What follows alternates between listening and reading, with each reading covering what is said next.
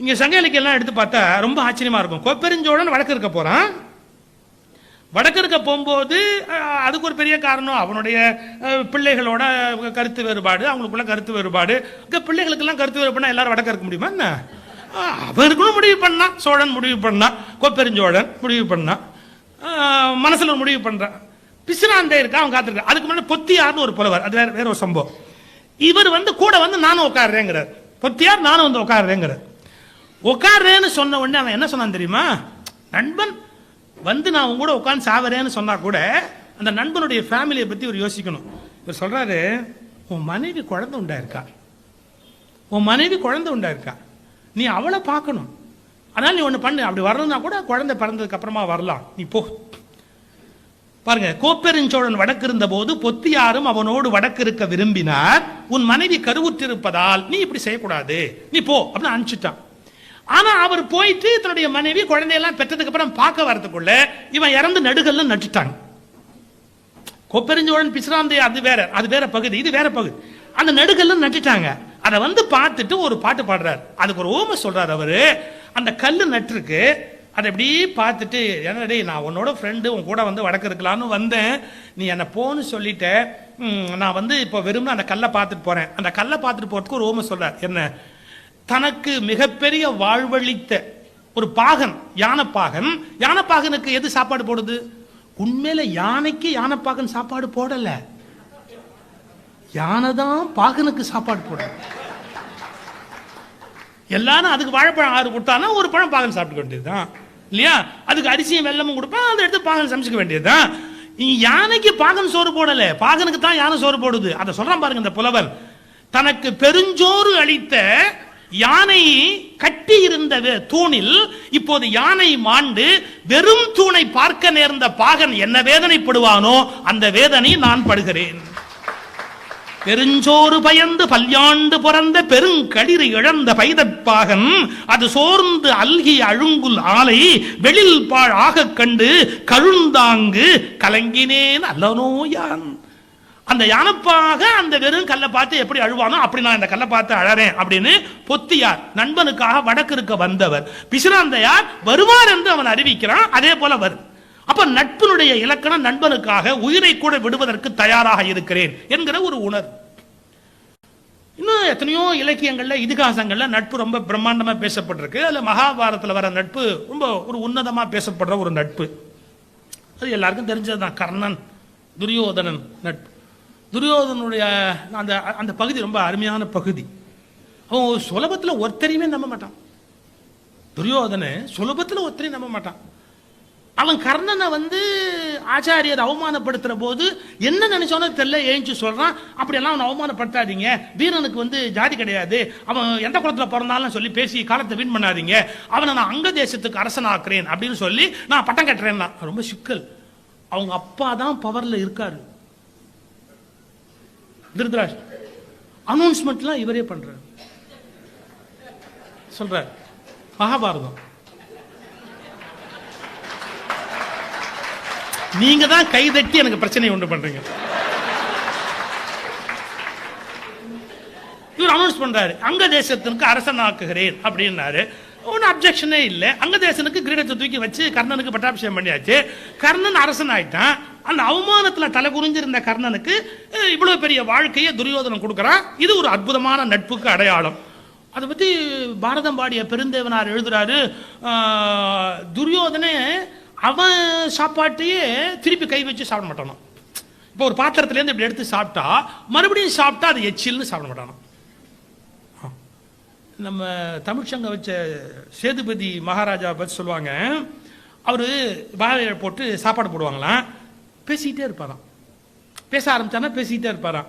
ஒரு இலை போட்டு சூடா ஒரு தோசை வச்சா 2 வில்லல் வாயில போட்டு அவர் பாடி பேசிக்கிட்டே இருப்பாராம். சத்தம் போடாம இலையை உருவிட்டு திரும்ப ஒரு இலையை போட்டு திரும்ப சூடா வச்சா அதுல ஒரு பீஸ் எடுத்து வாயில போட்டு மறுபடியும் பேசிக்கிட்டே இருப்பாராம். அவர் ஒரு நாளைக்கு அவர் சாப்பிட்டு எழுந்திக்கிறதுக்குள்ள 10 தடவை இலை மாத்தணுங்கிறாங்க. மகாராஜா சூடா சாப்பிடணும், அவர் பேசிக்கிட்டு இருப்பாரு, என்ன பண்ண முடியும்? இலையை உருவிட்டு அடுத்த இலையை போடுவாங்களாம். அந்த மாதிரி துரியோதனுக்கு எப்படின்னு கேட்டா, அவர் கிண்ணத்துல சாப்பாடு கொண்டாந்து கொடுத்தா அதை ஒரு தடவை அப்படி எடுத்து ஒரு மகாராஜா சாப்பிட்டார்னா மறுபடியும் சாப்பிட்டா அது எச்சிலும். தன் எச்சில் தான் உண்ணா தகமையாளன். அவன் எச்சில் அவன் சாப்பிட மாட்டானோ. யாரு? துரியோதனன். தன் எச்சில் தான் உண்ணா தகமையாளன். அவன் கர்ணன் வீட்டுக்கு வர்றான், இலை போட்டு அவன் சாப்பிட்டுக்கிட்டு இருக்கிறான். என்ன அவரைக்காயா? எடுத்து தூக்கி அவன் வாயில போட்டானா. தன் எச்சில் தான் உண்ணா தகமையாளன், என் எச்சில் தான் உண்ணான். என் எச்சில் எடுத்து சாப்பிடுவான். அப்படி ஒரு நட்பு. இது பாரதம் பாடிய பெருந்தேவனார் அந்த நட்பை சொல்றார். இந்த நட்போட உச்சகட்டத்தை வில்லிபுத்தூர் ஆழ்வார் ஒரு இடத்துல பதிவு பண்றார். எங்க? குந்தி தேவி வர்றான். இந்த பிள்ளைய கர்ணன் தன்னுடைய பிள்ளைன்னு டிக்ளேர் பண்றதுக்காக வர்றான். அப்படி பண்ணிட்டா கர்ணனை பலவீனப்படுத்திடலாம் அப்படிங்கிற எண்ணத்தோட வர்றா. அவ அப்பவும் அன்பா அழைக்க வந்தாளா அல்லது குடும்ப பாசத்தை அரசியலுக்கு பயன்படுத்த வந்தாளா அப்படிங்கிறது ஒரு பெரிய சிக்கல். குந்தி தேவி வர்றா. வந்து கர்ணன் கிட்ட சொல்றான், நான் தாண்டா உங்க அம்மா அப்படின்னு சொல்லிட்டு, டேய் நீ மூத்தவன்டா, நீ வந்துரு, உனக்கு ராஜ்யத்தை கொடுக்க சொல்றேன், எல்லா பசங்களும் உனக்கு ராஜ்யத்தை கொடுத்துருவாங்க, நீ பின்னாடி வா அப்படின்னு. அப்போ வரமாட்டேங்கிறான். நான் வரமாட்டேன்னு சொன்னவன் சொல்றத ஒரு பாட்டில் எழுதுறாரு வில்லிபுத்தூர் ஆழ்வார். அவன் சொல்றான், அம்மா துரியோதனைய மேல எவ்வளவு நம்பிக்கை வச்சிருக்கான்னு உனக்கு தெரியாதுமா. நானும் துரியோதனுடைய மனைவியுமே ஒன்னா உட்காந்து பேசுவோம், விளையாடிட்டு இருப்போம். ஒரு நண்பனுடைய மனைவியோட ஒருத்தர் பேச விளையாட ஒரு உரிமை இருக்குன்னா அவ்வளவு நம்பிக்கை இருக்குன்னு அர்த்தம். அவ்வளவு உயர்ந்த இடம் கொடுத்துருக்காங்க அப்படின்னு அர்த்தம். அப்படி உட்கார்ந்து இருக்கிற நானும் அவ்வளோ விளையாடிட்டு இருக்கிறோம். உட்கார்ந்து இருந்தா சொக்கட்டான் விளையாடிக்கிட்டே இருந்தோம். அவளுக்கு தோல்விக்கு மேல தோல்வி வந்துகிட்டே இருந்தது, எனக்கு வெற்றிக்கு மேல வெற்றி வந்துகிட்டே இருந்தது. அவன் வாசல் பக்கம் பார்த்து உட்கார்ந்து இருந்திருக்கா, நான் வாசலுக்கு முதுகு காட்டி உட்கார்ந்து இருக்கிறேன். அப்ப துரியோதனன் உள்ள வந்துட்டான். துரியோதனன் உள்ள வந்த உடனே அவ கணவன் வர்றானேங்கிறதுக்காக எந்திரிக்கணும் அப்படிங்கிற அந்த மரியாதை நிமித்தமாக அப்படி ஒரு தவறான பழக்கம் இந்த நாட்டில் இருந்திருக்கிறது. அந்த காரணத்தினால எந்திரிக்கணும்னு முடிவு பண்ணி அவ டக்குன்னு எழுந்தா. நான் அதை ஆதரிக்கலைங்க, எந்திரிக்கணுன்ற அவசியம் இல்லைங்கிற கொள்கை உடையவன் தான். சீரியஸாக என்னதுக்கு எந்திரிக்கணும், தேவையில்லாம எந்திரிக்கணும், தேவையில்லையா? அவன் எந்திரிக்கிறான். அப்படி எந்திரிச்ச உடனே அப்படி உள்ள நுழையிறான். அவன் எந்திரிக்கிறான். இவன் என்ன நினைச்சிட்டான், ஆட்டத்தில் தோத்து போய் தான் அவன் எந்திரிச்சு ஓடுறா அப்படின்னு நினைச்சிட்டு உட்கார் அப்படி இப்படி பிடிச்சான். உட்கார் அப்படின்னு இந்த இடுப்புல மேகலை அப்படின்னு ஒண்ணு போட்டிருக்கான். இந்த மேகலையை அப்படி எட்டி பிடிச்சிட்டான். அப்படி பிடிக்க போனவன் மனைவி, நண்பனுடைய மனைவி, அவன் இடுப்ப கை வச்சு பிடிக்கிறான். மேகலை மாட்டிச்சு. அப்படியே அந்த முத்தெல்லாம் அப்படியே கீழே சிந்துது எல்லாம். இந்த முத்து சிந்துற காட்சியை வில்லிபுத்தூர் ஆழ்வார் வர்ணிக்கிறாரு. அந்தாண்ட வந்திருக்கிறவன் கணவன். இவன் அந்த முத்துக்களை கோத்து கீழே சிந்தி இருக்கு. ஒண்ணுமே இல்லை. ஒரு வினாடி எதுவும் தப்பு நடந்த மாதிரி அவனுக்கு தோணவே இல்லை. கலக்கலன்னு சிரிக்கிறான் துரியோதனன். சொல்றேன், இதை இப்படி சொல்லி பார்க்கலாம். வில்லிபுத்தூர் ஆழ்வார் பாட்டுக்கு வருவோம், நம்ம இப்படி சொல்லி பார்க்கலாம். தரையில் வெண்முத்துக்கள், தரையில் நன்முத்துக்கள், தரையிலெல்லாம் நன்முத்துக்கள், துரியோதனன் வாயிலோ பல்முத்துக்கள். சிரிக்கிறான். துரியோதனன் வாயில் பல்முத்துக்கள். இவனுக்கு உடம்பு வேத்திருச்சு கர்ணனுக்கு. இவன் உடல் எல்லாம் வெண்முத்துக்கள். அப்படியே வேத்து அப்படியே ஐயோ என்ன நடந்து போச்சு. உடல் எல்லாம் வெண்முத்துக்கள், தரையில் நன்முத்துக்கள், அவன் வாயில் பல்முத்துக்கள், உடம்பில் வெண்முத்துக்கள். இந்த காட்சியை எழுதுறார் பாருங்க வில்லிபுத்தூர் ஆழ்வார். துரியோதனன் சிரிச்சுக்கிட்டே கேட்டானா, எடுக்கவோ கோக்கவோ? நான் இதை எடுத்து தரேன், கர்ணா நீ கோக்குறியா? இல்ல நீ எடுத்து கொடு, நான் கோக்கவா? ஏன் கில்ட்டியா ஃபீல் பண்ணலன்னா கை நடுங்காது. கை நடுங்காட்டி கோக்கலாம். நான் இதை ஒண்ணு தப்பா நினைக்கல, எனக்கு கை நடுங்கல, நான் வேணா கோத்து தட்டுமா? எனக்கு என்னுடைய மனைவியோட பெருமையும் தெரியும், உன்னோட அருமையும் எனக்கு தெரியும், உங்க ரெண்டு பேருடைய யோகியம் நல்லா தெரியும். எனக்கு எத்தனை சொல்ல நினைச்சானே தெரியல. மடந்தை பொன் திரு மேகலை மணி உர திகா ஏகாந்த இடம் தனில் புரிந்தே நான் அயர்ந்திருப்ப. அந்த கீழே அந்த முத்து செதறி கிடக்குது. எடுக்கவோ கோக்கவோ என்றான். இப்போ தரையில் நன்முத்துக்கள், உடம்பில் வெண்முத்துக்கள், இவளுடைய கண்ணில் கண்முத்துக்கள். அப்படி அழகாக உடம்பை கண்ணில் கண்முத்துக்கள். எடுக்கவோ கோக்கவோ என்பது வில்லிபுத்தூர் ஆழ்வாரின் சொல்முத்துக்கள். என்ன வார்த்தை, எடுக்கவோ கோக்கவோ என்றான். இது எடுக்கட்டுமா கோக்கட்டுமா அப்படி இவ்வளவு நம்பிக்கை வச்சிருக்கானேம்மா, என் மேல இவ்வளவு நம்பிக்கை வச்சிருக்கானேம்மா, அவனை விட்டுட்டு நீ வான்னு சொல்றியம்மா, நான் எப்படிமா வருவேன்? நட்பில் கூட ஒரு கற்பு உண்டு. இப்ப சினிமா பாட்டு வச்சிருக்கான் பாத்தீங்களா, நட்பில் கூட ஒரு கற்பு உண்டு. அதுக்கான அடையாளம் அந்த. நான் எப்படிமா விட்டுட்டு வரணும்னு நினைப்பேன், என்னால எப்படிமா விட்டுட்டு வர முடியும்? இந்த கோணத்தை வெளிப்படுத்துகிற காட்சி மகாபாரத்தில் இருக்கு. ஆனாலும் அந்த நட்புல ஒரு குறை இருக்கு. என்ன குறை இருக்கு? கர்ணனுக்கு அவமானப்பட்ட ஒரு நிலை, அதை எடுத்து நிறுத்துவது துரியோதனுடைய பெருந்தன்மை. துரியோதனனும் எல்லாரையும் அப்படி நடத்திருப்பானா? நம்ம பாண்டவர்களை சரி கட்டுறதுக்கு இவன் சரியான ஆளுங்கிற தைரியத்துல தான் இந்த நட்பை வளர்த்திருக்கிறான். என்னதான் இருந்தாலும் நட்புல கொடுக்கவும் எடுக்கவும் ஒரு ஐடியா இருந்தா அது நட்பு தான். மிகச்சிறந்த நட்புன்னு சொல்ல முடியாது. அதனால நீங்க என்னதான் கர்ணனுடைய நட்பை நம்ம எடுத்து பேசிக்கொண்டே போனாலும் கூட அது அவ்வளவு சிறந்தது என்று நம்ம ஸ்லாகிக்க முடியாது. ஏன்னா ரெண்டு பேருக்கு ஒரு டிபெண்டன்சி இருக்கு. இவனுக்கு ரெகக்னிஷன் அப்படிங்கிறது தேவைப்படுது, அவனுக்கு பலம் என்பது தேவைப்படுது. தேவையினால் இருப்பது உடன்படிக்கையை ஒழிய அது நட்பாக இருக்க முடியாது. அது ஒரு உடன்படிக்கை. அதுல அவங்க ரெண்டு பேருக்கும் ஒரு சிறந்த குணம் இருந்தது, ஒரு பண்பு இருந்தது. இவையெல்லாம் பாராட்ட வேண்டிய விஷயம். நீங்க அந்த நட்புக்காக உயிரை விடக்கூடிய வாய்ப்பெல்லாம் ராமாயணத்தில் வருது. ஜட்டாயு ராமனை காப்பாத்துறதுக்காக, சீத்தையை காப்பாத்துறதுக்காக சத்தியம் பண்றாரு. என் நண்பன் தசரதன் இறந்து போயிட்டான்ப்பா, நீ இறந்து போயிட்டாங்கிற செய்தி எனக்கு இப்பதான்பா தெரியுது, நீங்க காட்டுக்கு வந்திருக்கிறீங்க, என்னால முடிஞ்ச அளவுக்கு நான் உங்களை காப்பாத்துறேன்னு அந்த இறகுகளை மேல விரிச்சு அந்த குழந்தைங்களை காப்பாத்துறாரு. சீத்தையை ராமனை எடுத்துக்கொண்டு போயிட்டான். அந்த சீத்தையை எடுத்துக்கொண்டு போற போது ஜட்டாயு ஒரு வினாடி யோசிக்கிறார். சண்டை போட்டா நிச்சயம் அவன் தான் ஜெயிப்பான், ஏன்னா அவனுடைய பலசாலி. ராவனுடைய பலம் என்ன சாதாரணமான பலமா? அவனை வெல்ல முடியுமா? வெல்ல முடியாது. அவனை வெல்லுவதற்குரிய ஆற்றல் தனக்கு இல்லை, அவருக்கு தெளிவா தெரியும். ஆனாலும் ஒன்னு தெரிஞ்சுக்கணும், வெல்ல முடிகிறதோ இல்லையோ ஒரு தர்மத்தை நிலைநாட்டும் முயற்சியில் இறந்து போவது மேலானது. ஒரு தர்மத்தை நிலைநாட்டும் முயற்சியில் இறந்து போவது மிக மிக மேலானது. நான் ஒரு நுட்பமான இடம் சொல்றேன். வால்மீகி ராமாயணத்துல அங்கதன் பேசுவதா ஒரு காட்சி வச்சிருக்கிறார் வால்மீகி. நான் வால்மீகியை குறை சொல்றேன் தயவுசா நினைச்சிட வேண்டாம், அது சொல்லக்கூடாது. அவர் எழுதின காலம் வேற, அவருடைய நோக்கம் வேற, அவர் எழுதின முறை வேற. அதுக்கும் கம்பனுக்கு சில மாற்றம் ஏதோ காரணத்தினால் நிகழ்கிறது. வால்மீகி என்ன சொல்றாரு தெரியுங்களா? அங்கதன் ஆட்கள் குரங்குகள்லாம் போய் சீத்தையை தேடிட்டு ஒரு மாத கால அவதிங்கிறான், ஒரு மாச கால டைம். அந்த ஒரு மாசம் முடிஞ்சு போச்சு, சீத்தையை கண்டுபிடிக்க முடியல. கதையை எப்படி கொண்டு போறா தெரியுமா வால்மீகி? இந்த குரங்குகள் எல்லாம் ஒன்னா சேர்ந்து ஒரு இடத்துல கூடுது. நமக்கு கொடுத்த ஒரு மாத கால அவதி போயிட்டு, கொடுத்த ஒரு மாசங்கிறது முடிஞ்சு போச்சு. எப்படி போய் இனிமே நாம சுக்ரீவன்ட்ட நாங்க கண்டுபிடிக்கலன்னு சொல்றது? இதை விட நம்ம எல்லாரும் கூட்டா தற்கொலை பண்ணி செத்து போலாம். எப்படி கூட்டா தற்கொலை பண்ணி செத்து போலாம் அப்படின்னு முடிவு பண்றாங்க. இது வால்மீகி ராமாயணத்துல வர செய்தி. அங்கதன் உள்ளிட்டோர் தற்கொலை செய்து சாகலாம்னு முடிவு பண்றாங்க. 2 அப்ப சம்பாதின்னு ஜட்டாயுனுடைய சகோதரன், அவன் இறகு கருகி கிடக்கிறான். உறவுக்கு ஒரு அடையாளம் சொல்லட்டுமா? ஜடாயுவோட அண்ணன் யாரு? சம்பாதி. அவன் இறகு ஏன் கருகிச்சு தெரியுமா? தான் தம்பி ஜடாயு உயர பறக்கணும் உயர பறக்கணும் உயர பறக்கணும் மேல பறந்தானா, அவன் மேல சூரியன் பற்றக்கூடாது பற்றக்கூடாதுன்னு அவனுக்கு நிழல் பிடிச்சு அவங்க அண்ணன் பறந்தாராம். அந்த தம்பி மேல எவ்வளவு பாசம் பாருங்க. அவன் மேல சூரிய வெளிச்சம் பற்றக்கூடாது, அவனுக்கு சங்கடமா போயிடும்னு சம்பாதி அதுக்கு மேல பறந்தாராம். அதுல அவருக்கு ரெக்க கருகி போச்சு. தன்னுடைய தம்பியை காப்பாத்துக்கிற முயற்சியில அவருக்கு இறகு கருகி போச்சு. அவர் படுத்துட்டு இருக்காரு. வால்மீகி எப்படி கதையை கொண்டு போறாரு தெரியுமா? இந்த குரங்கெல்லாம் சூசைட் பண்ண போகுதுன்னு கேள்விப்பட்ட உடனே இந்த குரங்கெல்லாம் இப்ப சாக போகுது, இவ்வளவு குரங்கு ஒன்னா செத்தா நமக்கு மாமிசம் கிடைக்கும்னு சம்பாதி வந்தான்னு எழுதுறாரு.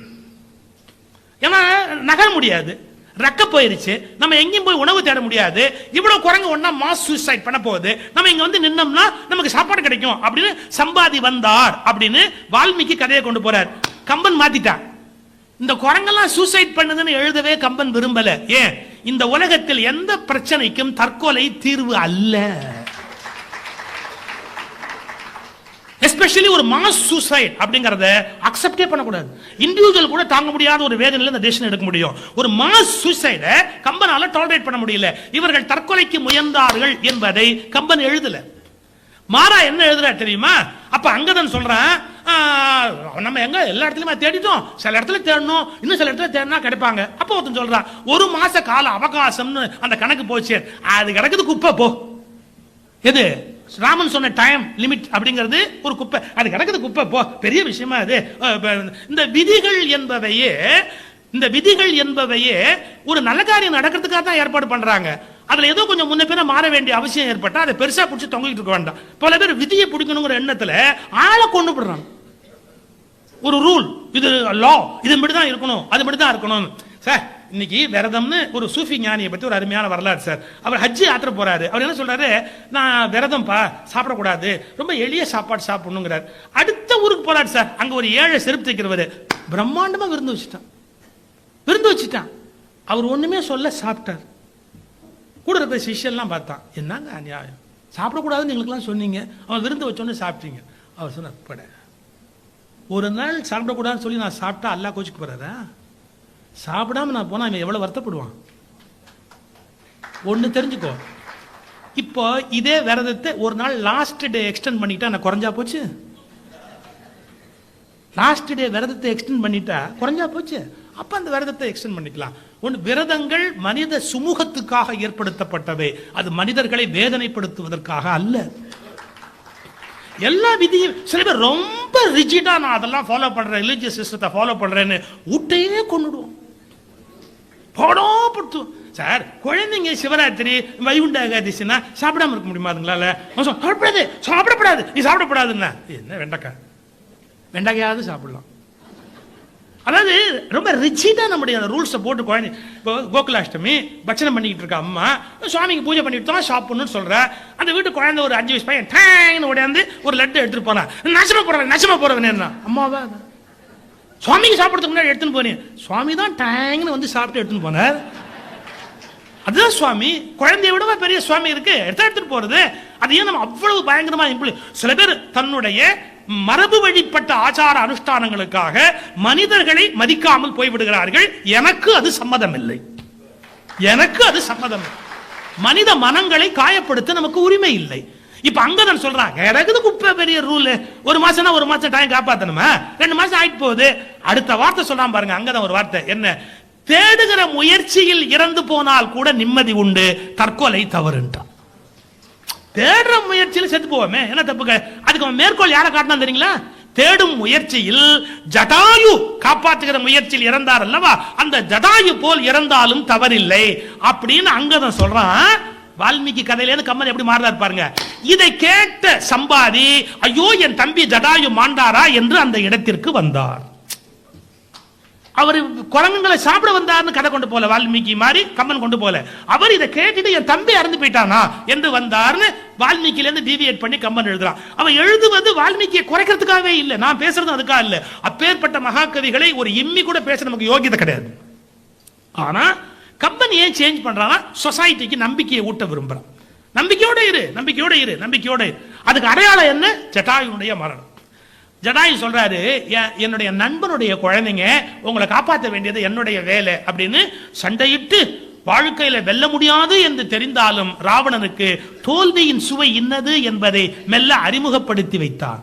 தோல்வியின் சுவை என்ன என்பதை மெல்ல அறிமுகப்படுத்தி வைத்தார்.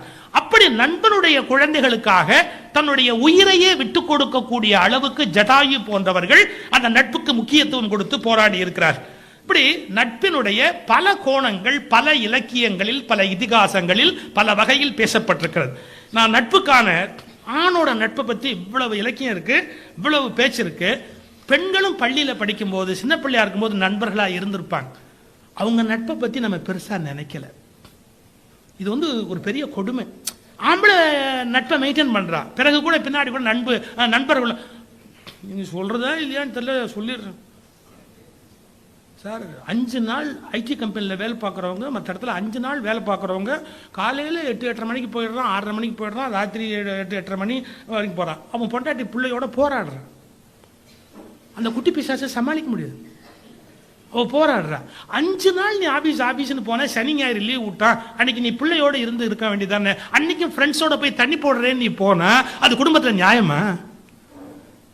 ஃப்ரெண்ட்ஷிப் அவ்வளவு பெருசா தேவைப்படுதா? நான் ஃப்ரெண்ட்ஷிப் சொல்லி 5 நாள் ஆபீஸுக்கு போறேன்னு சொல்லிட்டு சனி ஞாயிறு இருக்கு, சனி ஞாயிறும் அவனுடைய சொந்த மகிழ்ச்சிக்காக இந்த குடும்பத்துக்கு செய்ய வேண்டிய காரியத்தை செய்யலைன்னா அது சரியான ஒரு வாழ்க்கையா இருக்க முடியுமா? சம்பாதிக்கிற ஆண்கள் யோசிக்கணும். அந்த 5 நாள் தான் வெளியில தப்பிச்சு போன மாதிரி சனி ஞாயிறுல பிள்ளைங்களை ஆம்பளைங்க பார்க்கணும். அந்த குழந்தைங்களை அவங்க பார்க்கறதுக்கு தயாரா இருக்கணும். எப்படி அவ படாத பாடு படுறா அந்த குழந்தையோடங்கிறது அப்பதான் ஆம்பளைங்களுக்கு தெரியும். ஆண்கள் புரிஞ்சுக்க வேண்டிய விஷயம். நட்புக்கு ஒரு இடம் உண்டு, நான் இல்லைன்னு சொல்ல, நட்புக்கு தர வேண்டிய மரியாதை கொடுக்கணும். ஆனா நட்பு என்ற பெயரால மொத்தமா ஆண்கள் தங்கள் சுயநலத்தை மட்டுமே பேசுகிறார்கள். பெண்ணோட நட்பு, பெண் குழந்தைகள் வளரும் போது நட்பு இருக்கும், இதெல்லாம் நம்ம மறந்துட்டோம். ஒரு நல்ல நண்பர் வைரமுத்து ஒரு பெண்ணோட நட்பு, இளமையிலேந்து வந்த நட்பு எப்படி இருக்கும்னு அருமையான ஒரு கவிதை பாடியிருக்கார். ஆத்தோரம் பூத்த மரம், ஆன கட்டும் புங்க மரம், புங்க மரத்தடியில் பூ விழுந்த மணல்வெளியில், புங்க மரத்தடியில் பூ விழுந்த மணல்வெளியில் பேன் பார்த்த சிறுவயசு பெண்ணே நினைப்பு இருக்கா? 2 பேரும் அந்த தோழிகள் கொத்தி பேன் பார்த்திருப்பா. பேனு நிறைய இருக்கும். பேன் பார்த்த சிறுவயசு பொண்ணே நினைப்பு இருக்கா? சிரிக்கி மக பாவாட சீக்கிரமா அவருதுன்னு சிரிக்கி மக பாவாடை சீக்கிரமா அவருதுன்னு இறுக்கி முடி போட்டு எங்காத்தா கட்டி விட்டான். இந்த பொம்பளை பிள்ளைகளுக்கு பாவாடை கட்டுறதே பாட்டு இறுக்கி கட்டுவா. இறுக்கி முடி போட்டு எங்காத்தா கட்டிவிட பட்டு சிறுகயிறு பட்ட இடம் புண்ணாக இடுப்பு தடத்தில் என்ன வச்ச நினைப்பு இருக்கா? அந்த தோழி இடுப்பு தடத்தில் என்ன வச்ச நினைப்பு இருக்கா? கருவாட்டு பானையிலே சிறுவாட்டு காசெடுத்து கோனார் கடை தேடி குச்சி ஐசு ஒண்ணு வாங்கி, கோனார் கடை தேடி குச்சி ஐசு ஒண்ணு வாங்கி, நான் திங்க நீ கொடுக்க, நீ திங்க நான் கொடுக்க, நான் திங்க நீ கொடுக்க, நீ திங்க நான் கொடுக்க, கலங்கிய ஐஸ் குச்சி கலர் கலராய் கண்ணீர் விட, கலங்கிய ஐஸ் குச்சி கலர் கலராய் கண்ணீர் விட, பல்லால் கடிச்சு பங்கு போட்ட வேளையில கரையுதேன்னு பல்லால கடிச்சாலாம், பல்லால கடிச்சு பங்கு போட்ட வேளையில வீதி மண்ணில் 2 துண்டு விழுந்துடுச்சே நினைப்பு இருக்கா? வீதி மண்ணில் 2 துண்டு விழுந்துடுச்சே நினைப்பு இருக்கா? கண்ணாமூஞ்சி ஆடையில கால் கொலுசு நீ தொலைக்க, கண்ணாமூஞ்சி ஆடையிலே கால் கொலுசு நீ தொலைக்க, சூடு வைப்பா கிளவி, கொலுசு தொலைச்சிட்டு வீட்டுக்கு போனா சூடு வைப்பாளே, சூடு வைப்பா கிளவின்னு சொல்லி சொல்லி நீ அழுக, எங்காலு கொலுசு எடுத்து உனக்கு போட்டனுப்பி என் வீட்டில் நொக்கு பெத்த ஏண்டி நினைப்பு இருக்கா? அந்த ஃப்ரெண்ட்ஷிப்ல எல்லாம் கொடுத்து வாங்கிக்குவோம், அந்த சமயத்தில் எல்லாம் ஒருத்தருக்கு ஒருத்தர் கொடுத்துக்கள். எங்காலு கொலுசு எடுத்து உனக்கு போட்டு அனுப்பி என் வீட்டில் நொக்கு பெத்த ஏண்டி நினைப்பு இருக்கா? இந்த பாட்டு பெருசா போயிட்டே இருக்கும். அவர் 2 பேரும் என்ன பிளான் பண்ணாலும் நம்ம 2 பேரும் பிரியவே கூடாது, ஃப்ரெண்ட்ஸாவே இருக்கணும்னு ஒரே ஆளுக்கு சக்காலத்தியா போலாமான்னு யோசிச்சாங்க. சக்காலத்தி ஃப்ரெண்ட்ஸா இருக்க முடியாதுங்கிறது வேற விஷயம். யோசிச்சாலும் பாட்டு பெருசா போவோம். நம்ம 2 பேரும் ஒத்தனை கல்யாணம் பண்ணிட்டு ஒரே வீட்டில் இருந்துடலாமா? அந்த ஃப்ரெண்ட்ஷிப் அவருடைய அடர்த்தி. வெள்ளாறு சலசலக்க வெயில் போல நிலவடிக்க பல்லாங்குழி ஆடையிலே பருவம் திறந்து விட, என்ன அந்த வாழ்க்கை அந்த மனுஷன் எழுதுறான் பாரு. வெள்ளாறு சலசலக்க வெயில் போல நிலவடிக்க பல்லாங்குழி ஆடையிலே பருவம் திறந்து விட, என்னமோ ஏதோன்னு பதறி போய் நான் அழுக விறுவிறுன்னு கொண்டாந்து வீடு சேர்த்த நினைப்பு இருக்கா? அந்த தோழி தான் கொண்டாந்து வீட்டுல விட்டா. அப்புறம் வாழ்க்கை அப்படியே போகுது. ஆடு கனவு கண்டா அருவா அறியாது, ஆடு கனவு கண்டா அருவா அறியாது, புழுவெல்லாம் கனவு கண்டா கொழுவுக்கு புரியாது.